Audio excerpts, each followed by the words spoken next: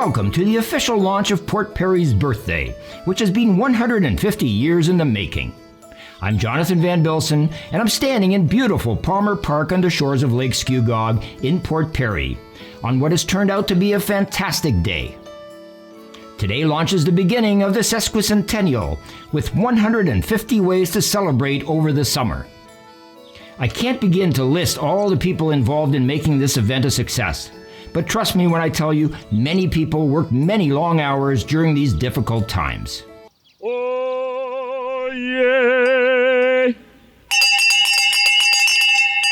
Oh, yeah!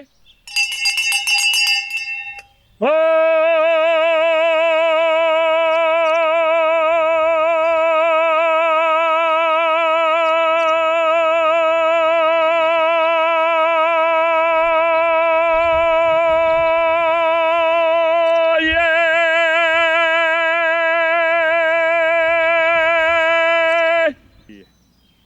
As the official town crier of the Township of Scugog, I declare and proclaim Port Perry 150 years old.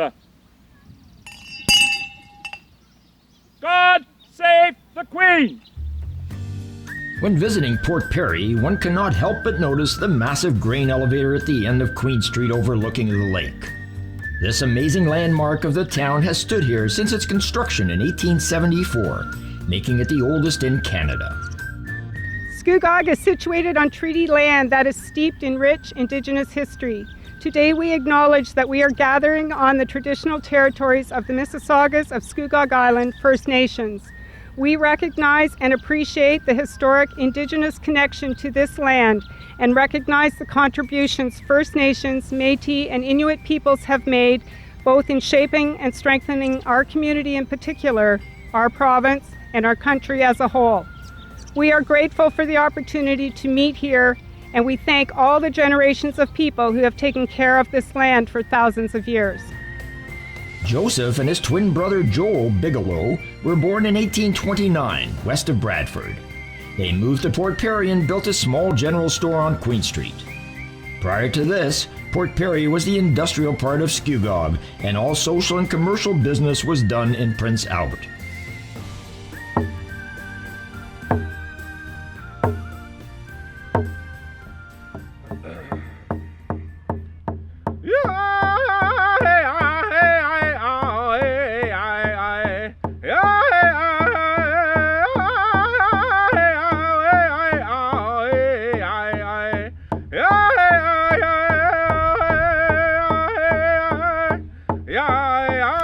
Anin Bojo, Najwe Makwakwe Indijnakas, Chichak Dodem, Wabsushi Dodem, Scugog Minisin Don Jaba.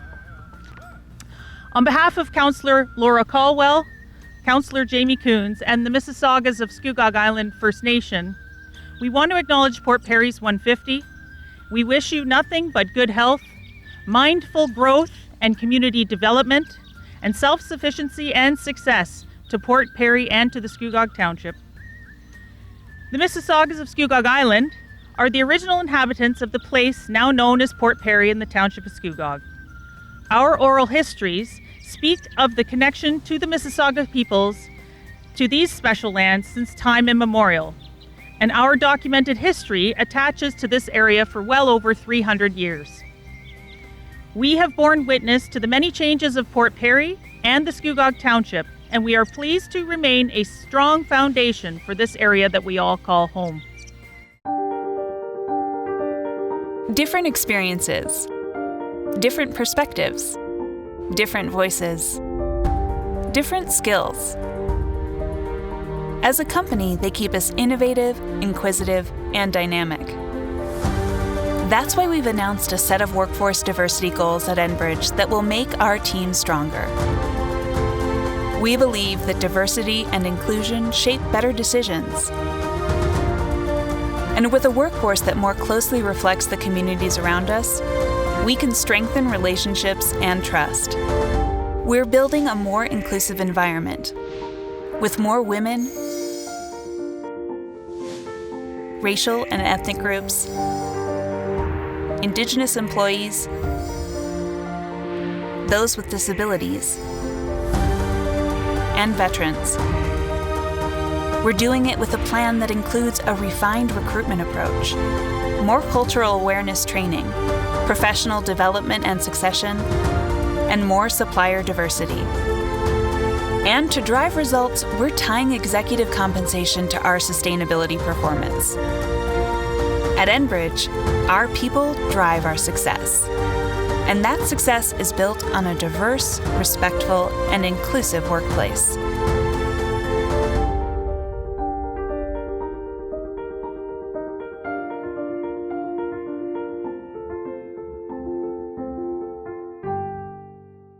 Over the years, Port Perry has suffered from several fires.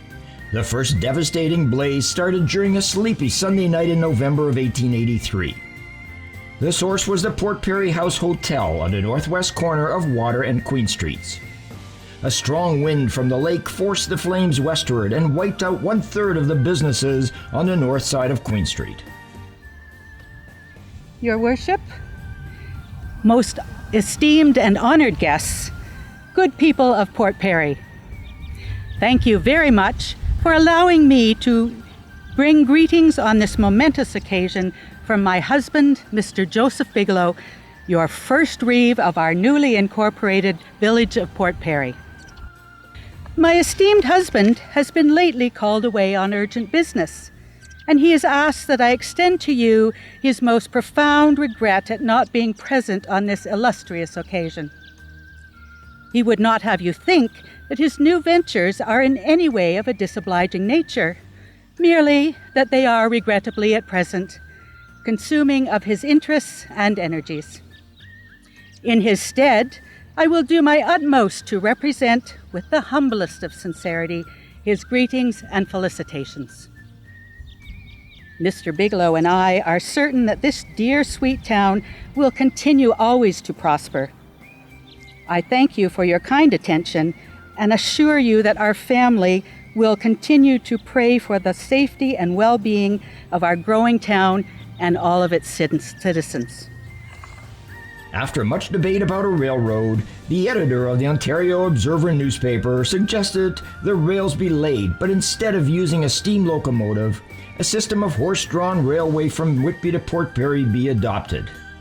Unfortunately, getting horses to cross the ridges was next to impossible, and the idea was abandoned. Finally, in November of 1871, the first train rolled into Port Perry Station. Happy 150, Port Perry. It is an absolute privilege to represent the community of Port Perry, a town I grew up in. Port Perry is home to one of my favorite Canadian restaurants, the Piano Inn Cafe, where I have the unique honor each year of judging the grilled cheese contest. I also love to stop in at the Old Flame Brewery and have a pint whenever I'm in town. These and so many other local businesses actively give back to our community and help make it so special. Especially during these difficult times of COVID, I encourage you to support our local businesses as much as you can. Port Perry also has a strong arts community and talented artists.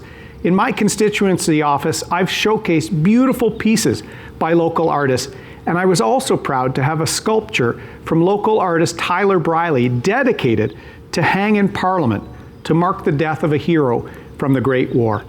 Port Perry is also the only town in Canada that has an annual tartan parade and Kirkin of the Tartan. Jack and I love taking part in this important Scottish-Canadian tradition. And I wouldn't miss the annual Veterans in Vets Canada Day Parade, where the town celebrates our country by starting the day with a tribute to our veterans. Through the many challenges of the past year, our community has looked out for one another. That is what makes Port Perry so special, the people. So happy sesquicentennial to the people of Port Perry, the prettiest small town in Ontario. Located on the northeast corner of Perry and Mary Streets, the Ontario Carriage Works was built in 1874. It was destroyed in the fire of 1884, and the current, somewhat smaller building replaced it. Beginning in the early 1900s, the building changed hands and uses several times. It became home to a Massey Harris dealership, a shoe factory, a lumber yard, a farm equipment supplier, and a textile factory before converting to its more recent use as Port Perry's LCBO in 1976. In 2013, the building was purchased by the Old Flame Brewing Company and became dedicated to telling and preserving the building's rich history. Renovations took 11 months to bring the building back to its original grandeur, and the doors to the brewery finally opened. Where were you on the evening of October 25th, 1994? That infamous day when Port Perry lost its innocence. Of course, I'm referring to the Bank of Montreal robbery. The newspaper headlines read, "Town in shock after shootout in Plaza." 2 brothers, one a convicted criminal, are facing charges in connection with Thursday night's shooting of 3 police officers, a bank manager, and a real estate agent in Port Perry Plaza. Mitchell Mickey MacArthur, 42, who had served time for attempted murder and armed robbery, was arrested on Friday along with his brother Angus, 28, in 2 separate raids in 2 homes in Kingston. The arrests ended a 12-hour manhunt, which began in Port Perry just after 7:30 p.m. 2 bandits opened fire, shooting 5 people, including 3 police officers, after their attempt to rob the Bank of Montreal. Durham Regional Police Constables Warren Ellis and Mark McConkey were both shot in the head from close range as they confronted the robbers. Neither of the 2 officers had a chance to draw their weapons or even leave their cruiser when they were struck in the head. Detective Paul Mooey got out of his cruiser and managed to fire 1 shot at the fleeing bandits before he too was struck.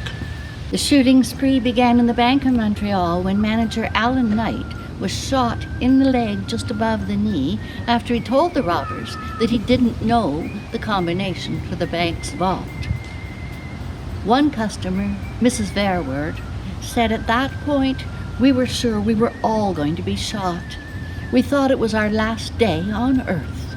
A 5th person, Debbie Taylor, 41, suffered from wounds to her shoulder after a stray bullet fragment struck while she was working inside the office of Sutton Group Real Estate, some 400 yards away across Highway 7A.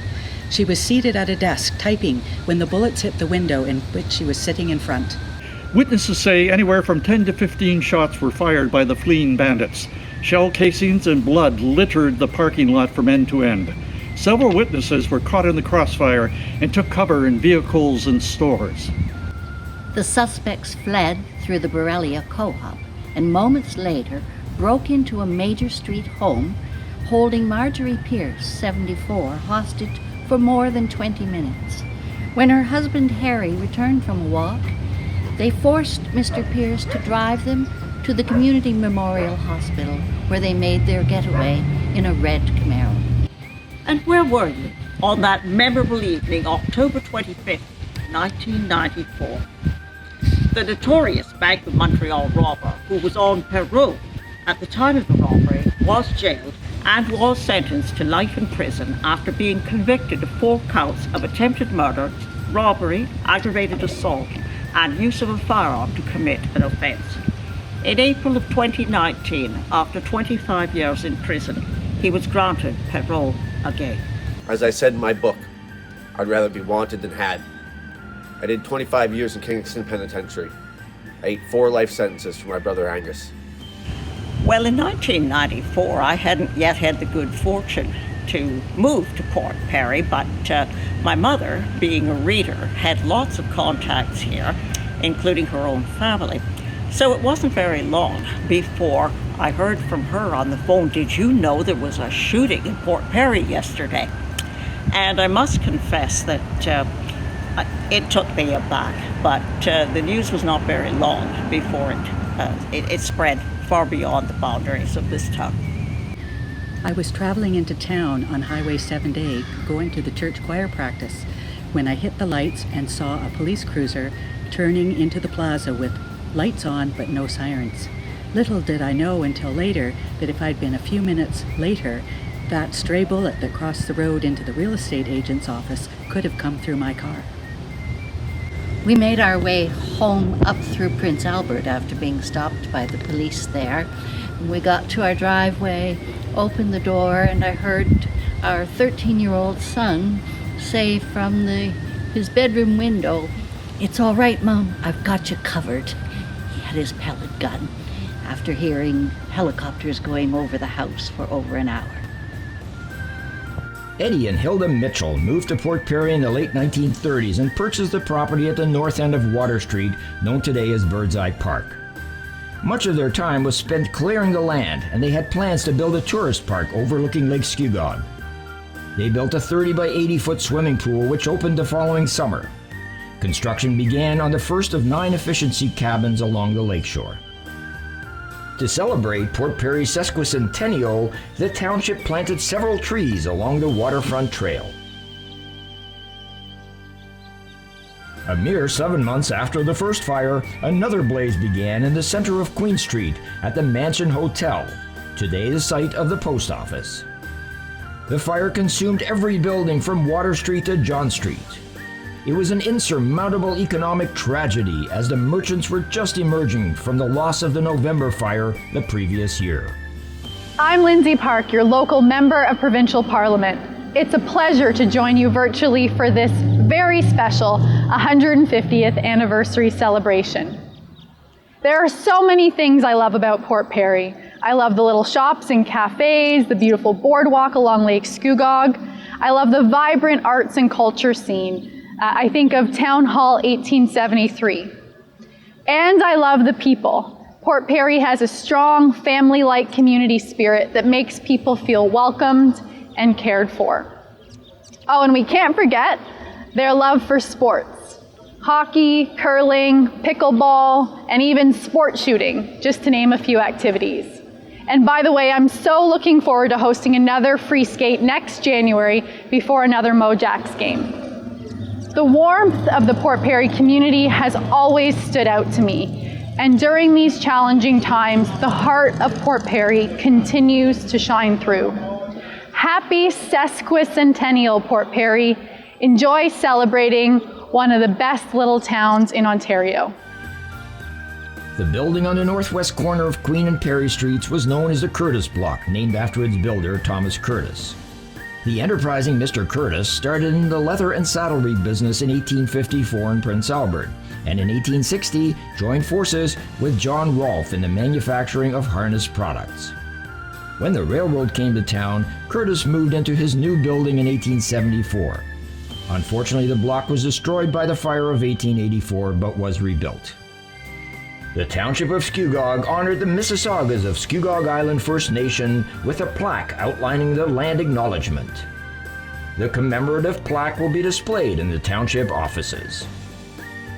The railway company was constantly under an umbrella of scandal and controversy. It was poorly built and always in need of repair.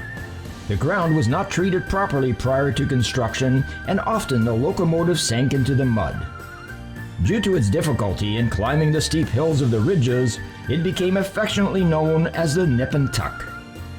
Over the course of its 68 years of existence, it was never able to emerge from its debts. The Port Perry Senior Citizens Club offers activities for your mind and body and the meeting of friends to warm your heart and soul. Founded in 1963, the group meets at the Latcham Centre, which was built in 1972 and donated to the residents of the village of Port Perry by Arthur Latcham. The Seniors Club enjoys many activities including crafting, an art club, and monthly potlucks, which include entertainment. Activities such as line dancing, wood carving, and an annual bazaar showcases the talents of members and helps raise awareness and funding. Christmas is a especially busy time for the seniors group, and bus trips whisk folks off to exciting destinations. Events such as wine tasting and cruising on some of Ontario's prettiest lakes are always fun. The group is made up of volunteers, and the members certainly take volunteering up a notch. The Port Perry Seniors Club, an organization for the young at heart. Hi, I'm John Henry, Chair of Durham Region. It's no secret that Port Perry has a reputation. It's one of the best and most picturesque small towns in Ontario. A place famous for its niche downtown and stunning lake views that rejuvenate the body and the mind. It's a town inspired by its history, a showcase of Victorian architecture blended with modern design, home to some of Canada's most talented artists. People almost feel their inspiration in the air. Congratulations to Port Perry on this major milestone, 150 years since joining the Township of Scugog. On behalf of the Region of Durham, I applaud the town's continued strength and resilience, its dedication to helping families thrive, and its dedication to partnerships that can help propel local success for decades to come. Joseph Bigelow's wife, Elizabeth, felt her house was no longer up to her standards. Being a prominent lady in the town, it would not do to have a house on the Merchant Street. During the 1870s, the Bigelows moved their residence to 100 Perry Street. The house still stands today and was recently renovated to become a very modern dwelling within the confines of the historic shell. Today, we are coming together to acknowledge and celebrate Port Perry's sesquicentennial, our 150th. Deputy Mayor, Regional Councillor Wilma Wanton took on the challenge of leading an initiative to recognize this special milestone in Port Perry's history. A group of incredible volunteers stepped forward to join and bring a positive focus for the community. I would like to extend my deep appreciation and gratitude. On behalf of Council and our community, thank you to them and to those who have offered their time and their resources. This team, once established, immediately got to work designing a year-long celebration.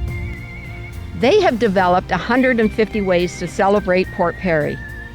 You will find an array of safe, fun activities and contests that reflect our history and appreciate the unique things we offer. There are also a variety of special local offers from our retailers and our restaurants. You are key to our community and make this place what it is, our home. Join the celebration. Enjoy the glimpse of past through the historic photos being shared in the community. Happy 150th Port Perry. Sleds were quite common in Port Perry back in the day. Some were used to transport passengers or cargo across the relatively level ground of roads and trails in the area. Sleds are usually associated with winter, but they were also drawn over wet fields, muddy roads, and even hard ground. Residents would grease the blades with an oil or alternatively wetted them with water. They were usually pulled by horses, but mules and oxen were also used.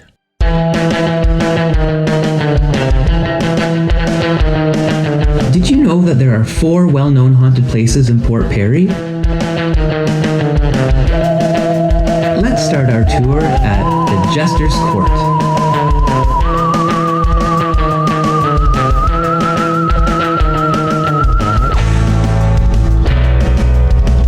Jester's Court is a very popular restaurant in modern-day Port Perry. It is located on Queen Street, which is the main street of Port Perry, so many tourists get a chance to look at it. But I wonder if they realize that this is one of the most haunted places in Port Perry.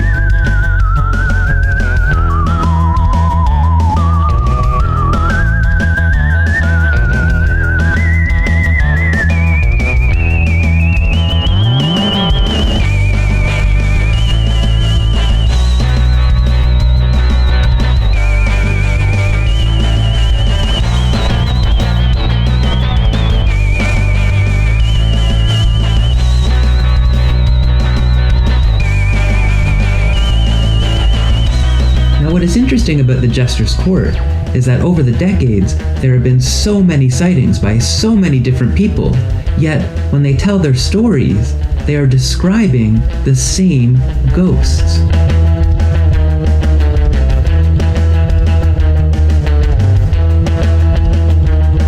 The next haunted place I'd like to talk to you about.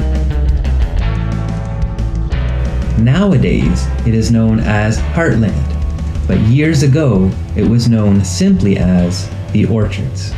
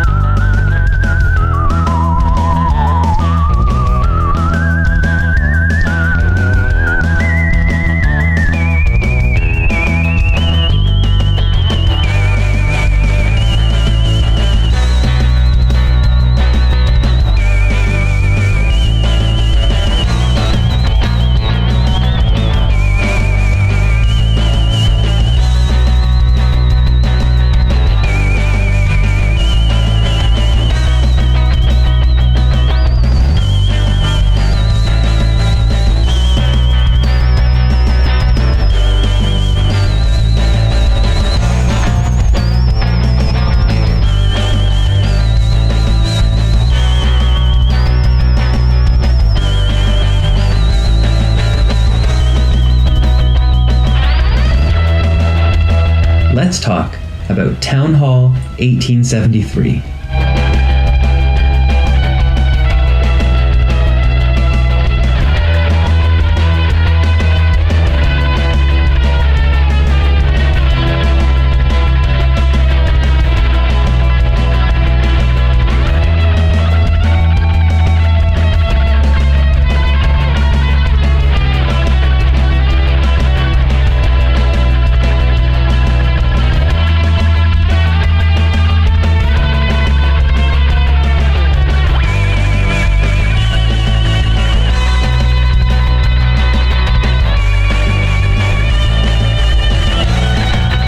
If you visit the Town Hall 1873 YouTube channel, you'll see that they have posted several interviews from performers and musicians that have been on the stage and experienced some paranormal performances.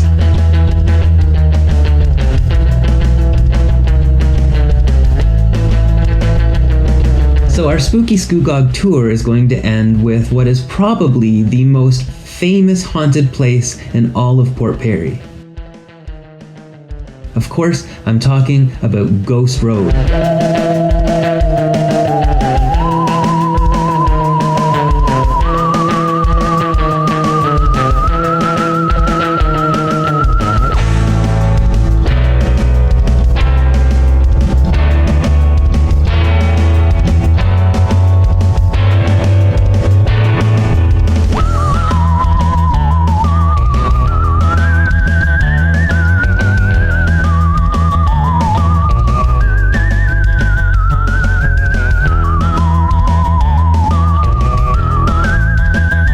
There have been several exhaustive investigations trying to explain exactly what is going on out of Ghost Road.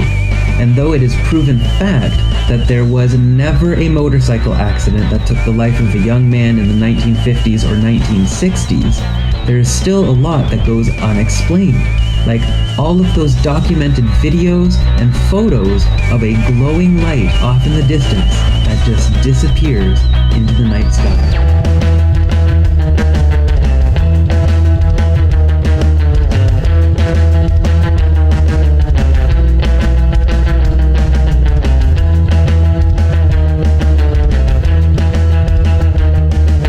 Thank you everybody for joining me today. I hope you all have a very happy and safe Halloween.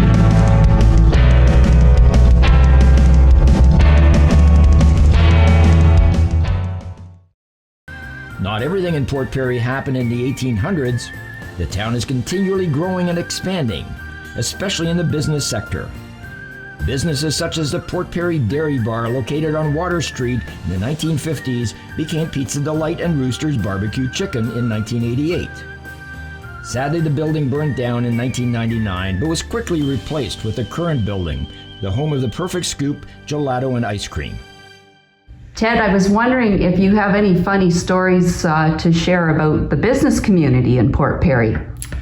Yes, we, as member of the Chamber of Commerce, we went to council to see, to act with our idea. And our idea was to cover the main street over and park the cars up on top, and then the people could walk underneath and go to the stores, like they did at Oshawa Shopping Center. So anyway, we presented our ideas to the council. And they laughed so hard at us, and I'll never forget J.J. Gibson, who was the mayor. He laughed so much, he almost fell off his chair. Lake Scugog is an artificially flooded lake and lies between the communities of Port Perry and Lindsay. The lake has been raised and lowered several times over its history. Though not technically part of the Kawartha Lakes due to its shallow depths, it is often geographically linked to them. Its sole outflow, the Scugog River, connects to Sturgeon Lake and then forms part of the Trent Severn Waterway. The Port Perry 150th Birthday Committee decorated various parts of Palmer Park.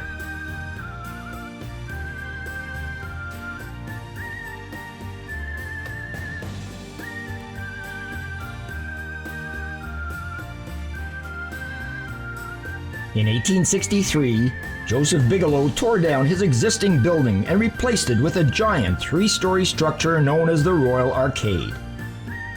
The business expanded to include clothing, medicines, hardware, a post office, and a branch of the Royal Canadian Bank.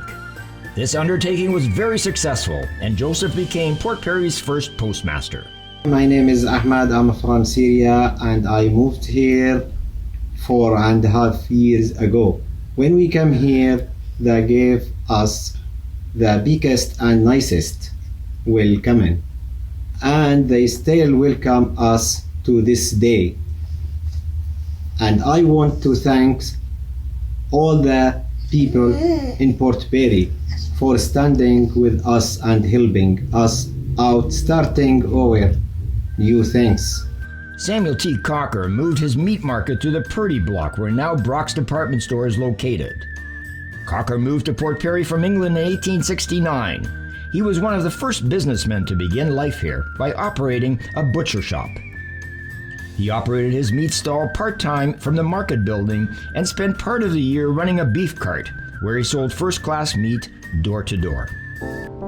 In many ways, one of the most unlikely residents of Scugog to become famous was James Llewellyn Fries, a farm boy from Scugog Island. This unassuming young man went on to become one of Canada's most famous characters during the early part of the 20th century. Jimmy Fries, as he was best known, became a household name with his Bird's Eye Centre cartoons in the Toronto Star Weekly during the 1920s and 1930s, a feat he accomplished without one lesson of instruction in the world of art. Jimmy was born on a small farm on Scugog Island, overlooking Lake Scugog and Port Perry in 1891, the only child of John and Hannah Fries. He grew up in the village of Seagrave and attended school in Port Perry. His artistic talents became evident at an early age as his school books were covered in sketches, many of which were the early etchings of Old Archie and Pigskin Pete, two characters from Bird's Eye Centre who became folklore across Canada. While working at the Toronto Star Weekly, he also illustrated articles and books with columnist Greg Clark. In 1947, both Fries and Clark left the Star's employ for a variety of reasons. When the Star refused to give up copyright to Bird's Eye Centre, Fries created the fully colored Juniper Junction for the Montreal Standard before dying suddenly in 1948. He was often asked the location of the town he was portraying in his cartoons, and he would answer, "Any Canadian village with a hotel, gasoline potation, barber shop, and a town pump."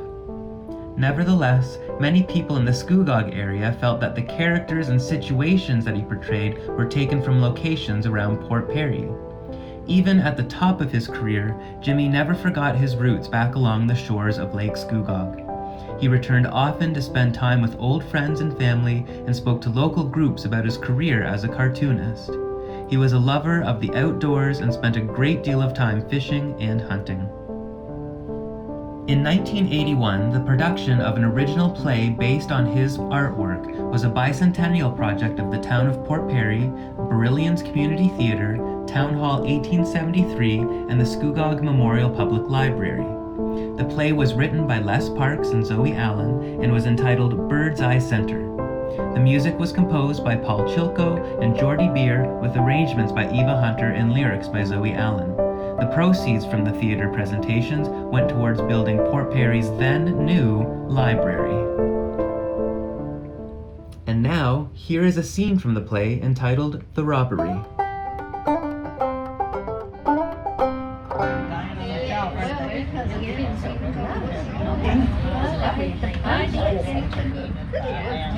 This is as much a crime as anything.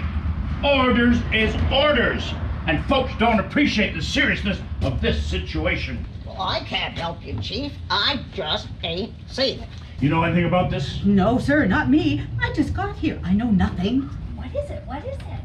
I think there's been a crime committed. Oh, a crime, you say? Somebody been robbed?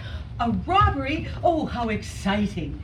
A robbery at the Bird's Eye Centre. Gracious, no. Who on earth would do a thing like that? Oh, you expect that kind of thing in the big city, but I always thought folks would be safe here. The vicious criminals. And right here in Bird's Eye Centre. Ooh, it gives me the willies. Calm down. There ain't been no robbery. Somebody's up and stole the fire hose. The fire hose belongs to the fire hall. Orders are orders, and I don't care how dry it is, it ain't meant to be lawn watering. Orders are orders, and everyone knows it. The fire hose? Well, I took the fire hose the other day, but then I gave it to Ned Jeepers. Oh, Ned? Ned don't have it no more. He gave it to Archie. Archie hasn't had it since Tuesday. What about Pete? I wonder if it could be Ed Keever. I saw him watering the petunias with the other day. Damn. We better have a bylaw about this. I'm going down to town council. People have to show proper respect. Proper respect? Gotta get the mayor. Proper respect. You never know who'll live with us stealing.